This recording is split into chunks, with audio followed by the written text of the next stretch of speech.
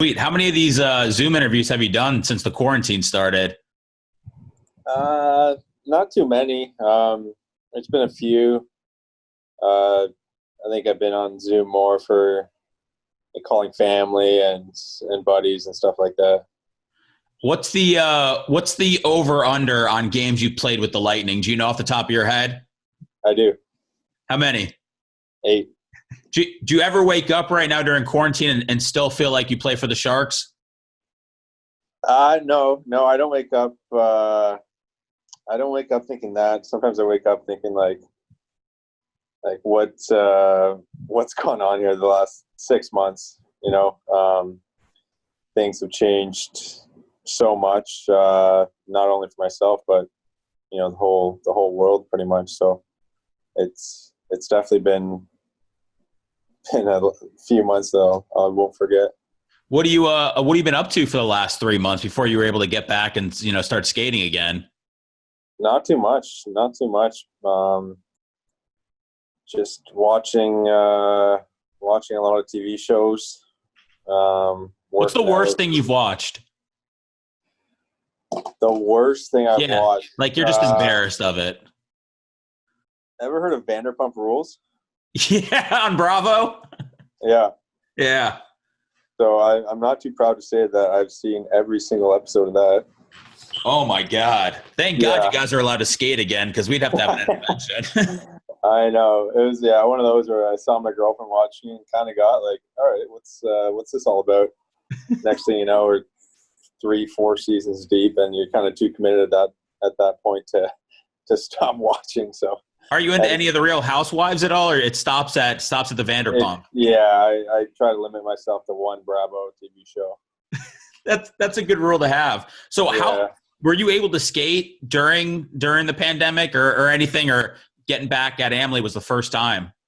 Yeah, it was that was pretty much the first time. Yeah, no skating is probably the longest I've gone without skating since I can even remember. Probably since like minor hockey days. To take 3 months off. At the end of each season, I'd probably take a month, 6 weeks off from the ice. So to go with 3 months was definitely a lot different, and felt real good to get back on the ice. Who's in your skating group? Who's in my skating group? We got Stevens, Shattenkirk, Gordo, and Paquette. Now, who were you? Were you get to? Was there anybody on the team who you were able to really kind of strike up a bond with before all hell broke loose? Is there anybody you were kind of remained in contact with throughout this, or now you're kind of all back in it and kind of consuming yourself with the whole team? Yeah, well, we when I first got to Tampa, I was living in the hotel for a bit, so I was there with Bogosians and Stevens, so we hung out together. There's not much else to do when you're living out of a hotel, so we hung out a lot, and then quarantine kind of happened at a bad time. Before you can kind of get to know your teammates very well. We had one road trip, which was good, but it's great to be back at the rink, and just you miss the camaraderie amongst the guys, and just hanging out is it's a big thing about being a hockey player. You like being around the room, being around the guys. So to have a step in the right direction with regards to being back with a full team, it definitely feels nice. Did you expect to be? Oh, gee, I knocked my mic off. I got so excited. Did you expect to get traded at the deadline, or was it a shock to you? No, I wasn't. I wasn't expecting it. Obviously, you hear rumblings, you hear rumors here and there, but I thought maybe there is a chance, but I wasn't really expecting it. So it came as a little bit of a shock for sure, but I'm glad I landed here and couldn't be more excited. So how'd you find out that you got dealt? I always love hearing those stories. It always seems like it comes at like the worst possible moment. I was in I was in just in a hotel in Philadelphia, and it's funny. Doug Wilson, the GM, actually knocked on my door earlier in the day because he was looking for Patty Marleau and to let him know that he got traded. And I guess for some reason our rooms had flipped on the room assignment sheet or whatever. So he thought he was knocking on Patty Marleau's door, but really it was my door. So I look at the people. I'm like, oh, okay, like I might be getting traded here. So I open the door and he's like, oh, you're not Patty Marleau. Sorry, good. He's like, whatever. And then 2 hours go by and he knocks on my door again. So I figured, okay, something's happening this time. So I answer it and he let me know the news. And what was your reaction when you heard Tampa Bay, and especially, first round draft pick, that they gave up for you? Yeah, I heard Tampa Bay. I was extremely excited. Obviously, this is one of the teams where, if you're not playing, but you see they're on TV, then you're going to watch. It's a very good hockey team, obviously. And, you can kind of get some appreciation for the players by playing against them, but being in the Western Conference, you only see them twice a year. So you don't fully understand, kind of how good the players are and what goes on here until you're part of it. So I was, right when he told me Tampa Bay, I was very excited, and I couldn't wait to get here. Does this feel like, is this an easy group of guys to kind of work in with? And, does it feel like you've been here a long time already? Yeah, for sure. It's right from the beginning. Everyone was, super welcoming, super great. It, wasn't, for myself, I'd never been traded. So I kind of played with the same minor hockey team, same junior team, and then just with the Sharks. So it was a process that I had never gone through personally, but everyone, amongst the whole organization made the transition very easy. Who from the team reached out? Because I always hear when guys come to town, either free agency or from a trade, that most of the team reaches out right away. Was that the case with you? Yeah. I had right away. I had text from Stammer and Hedman, so that was good. I had a call from Coop that evening, so right away it just makes you feel that that you're welcomed and you're going to be a part of something really good.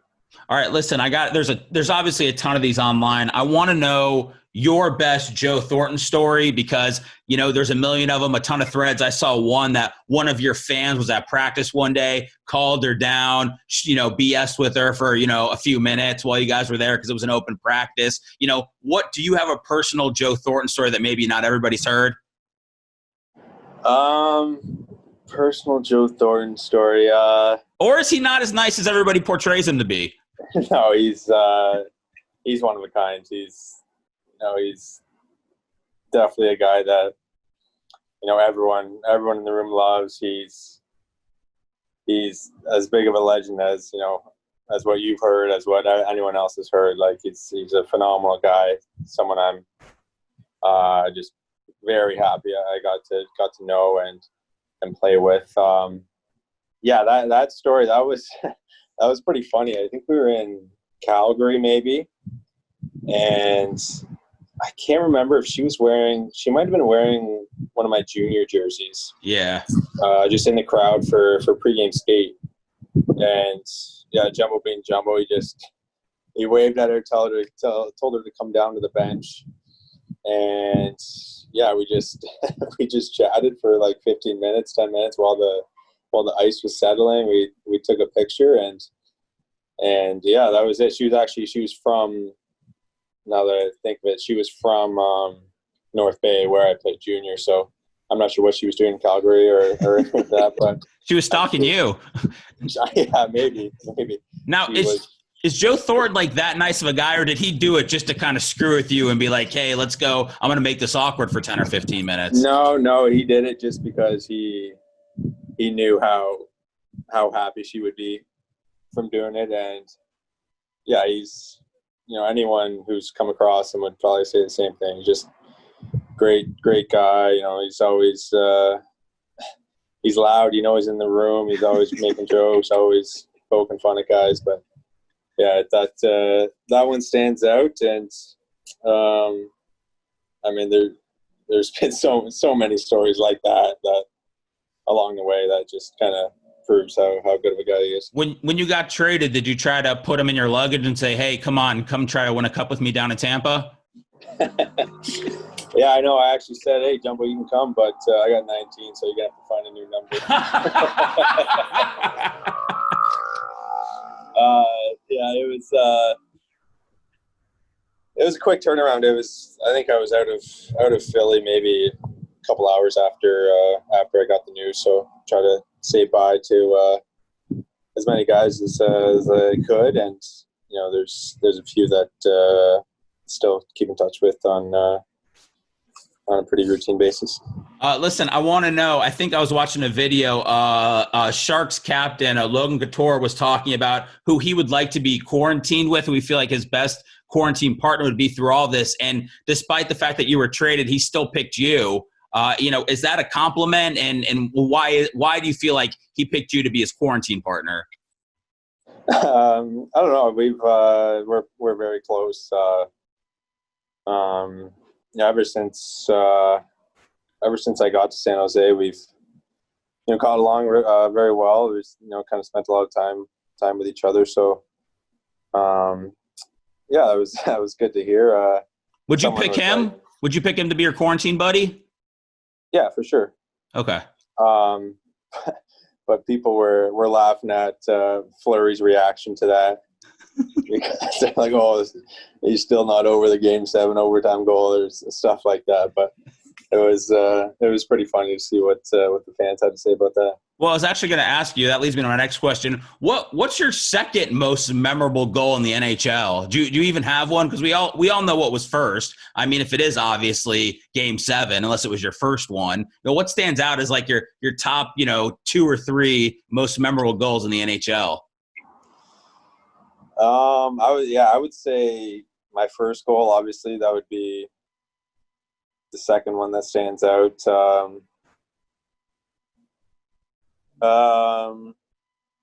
That's it, right? The first one in Game 7. That's it, right? Yeah, I scored Game 5 in that series, which ended up, I think it was the game winner, that game. But yeah, other than Game 7 and my first goal is like none really. I feel one pop off the top of my head. I feel one coming on for the playoffs coming up. Just so you know, like I feel this is going to be your new number one goal. I feel like is coming up for this. So how do you feel about the way that this is all kind of laid out? I think we're in phase 2 right now. It looks like they're planning on starting or camp or whatever in late July. Did you feel like at any point during this that there wasn't going to be a season, or you've been confident that the NHL was going to be able to get it together? I was. I don't know if I was confident, but I was hopeful. Obviously, with everything going on, there was days when you definitely think that how could there be a way where we could end up playing hockey again this season. And then other days where you're like super confident and thinking, okay, like we actually could maybe pull this off. So I think as time went on and you kind of see the plans taking shape, and you see all the protocols they have in place, and kind of just everything that you thought might be an obstacle that couldn't be overcome, then they would kind of have a solution for that. So I think over the last definitely month, as phase 2 started, and there's a date for training camp to start, then you get more excited and obviously a lot more confident that it's going to happen. So I think come this point, we're all very excited to be back skating again, and we're all looking forward to training camp. Do you feel like you have one of the coolest names in the NHL? Yeah, I would say definitely one of the most unique for sure. Like you couldn't be a sales guy or something. You couldn't work in a cubicle with a name like that. Like that's a professional athlete. Like that's a quarterback name. You can't just be some regular schlub with a name like that. So I didn't know if you felt that how unique it was yourself. Yeah, I think it was my first year in the league. I was, just scroll through Twitter and you just hear see some of the comments people have about my name. Like there's always like, oh, like this guy shouldn't be playing hockey. This guy's like a 1600s like Britain lawyer. Like this guy had his own law firm in 1554 or like just like outrageous things like that. And it'd be pretty funny. Do you still go on? I know you're on Twitter. Do you still go on Twitter and see all the stuff people are saying, or you just stick to Instagram? Yeah, you know what? I think I'm kind of on more Twitter nowadays than Instagram. I like seeing the news and updates and stuff like that on Twitter. Yeah, I think probably a little more Twitter than Instagram these days. So tell me, your favorite Breaking Bad character. Oh, Breaking Bad's like that's in my top 3 or top 2 all-time shows. Oh, I know what you and your girlfriend dressed up as Jesse and Walter for Halloween last year. It was pretty good, wasn't it? Dude, that was great. Actually, my wife and I did that a couple years ago to announce our pregnancy. We did the same thing, and then we got a bunch of blue rock candy, and then we put the little ultrasound picture. Okay. And then people were mad at us because they were like, "Oh, how could you support cooking meth with a baby and all that?" So people found a way to get mad at us for that. But no, you guys nailed it. Did you win any money at a costume contest or anything? No, that was just for a team party. But as for I think Jesse would have to be my favorite character. I think he was unbelievable in that show. Just from he played like I feel like so many different characters within the character that he was very good. It's weird seeing him in other things now. Same with Walter. Like seeing them as different characters just doesn't feel right. Did you watch it when it was out, or did you watch it like way later on after everybody was already hyping it up? Yeah, I watched it a few years ago. I'm not sure, like in relation to if it was already out for a while, but probably like 4 or 5 years ago, I want to say, and then just recently rewatched it. What about Gustavo Fring? Were you a fan of his? He's my favorite character. Gustavo, yeah, he was good because like he just seems like a kind, like generous guy. Like he's always has the foundation. He's working with the police, so you think, okay, this guy could never be associated with the kind of ring he was in. So yeah, that's another good one. He was good. He was very safe. Like he wasn't as messy as Walter was. He was ruthless. That's why I really, really. What are your other top 3 favorite shows of all time?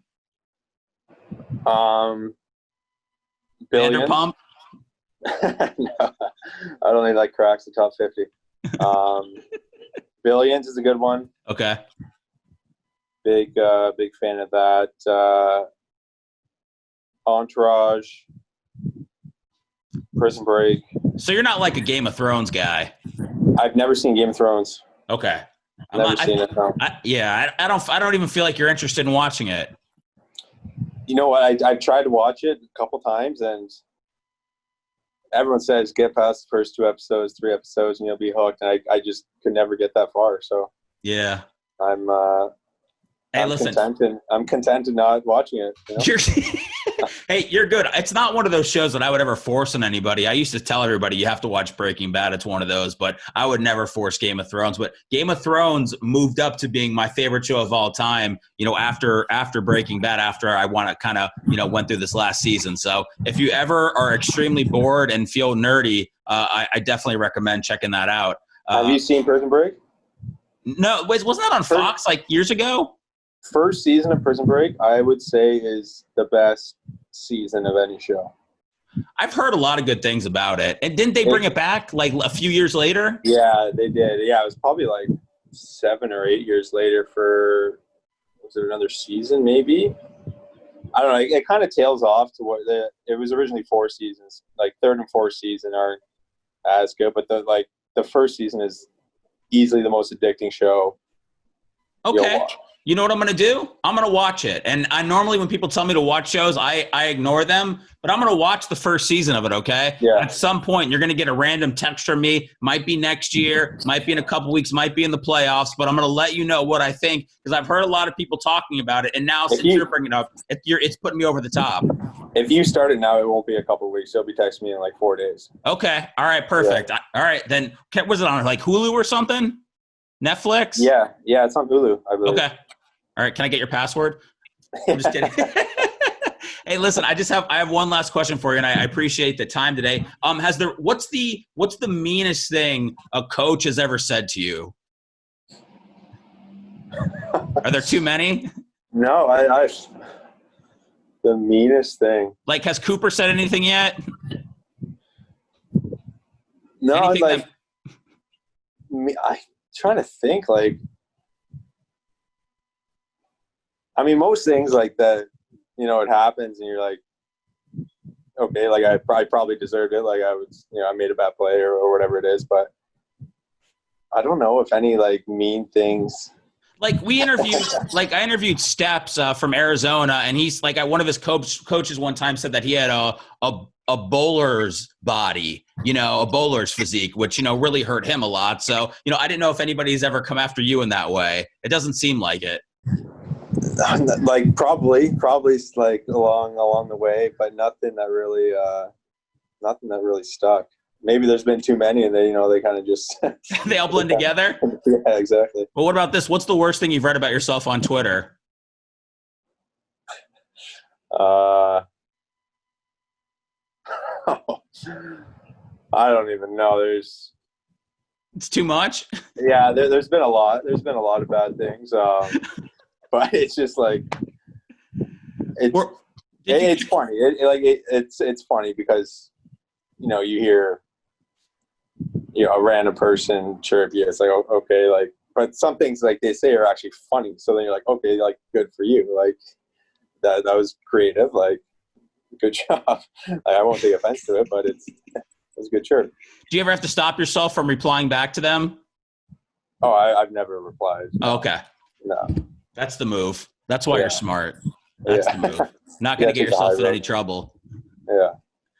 Barclay Goodrow, listen, man, I appreciate you coming on today, man. Good luck in the playoffs. Hopefully we get to – I don't know all the phases. I'm assuming phase 3 comes after this one, and you guys get back out there. And, I think phase 3 is training camp, so I think July 10th is the date for that, hopefully. So you feel like this is really going to happen?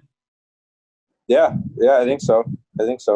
Perfect. Well, listen, man, we're excited. We're happy to have you. We're glad the Bolts went all in. Nobody cares at all, in the locker room or any fans that we gave up first-round picks to get you or Coleman. We wanted to do whatever it takes to, win a cup. We've been on the cusp the last couple of years. You know about that with San Jose. So, we're happy to have you, man, and we're really, really itching to bring the cup home this year. So good luck with everything, and thanks for coming on the block party.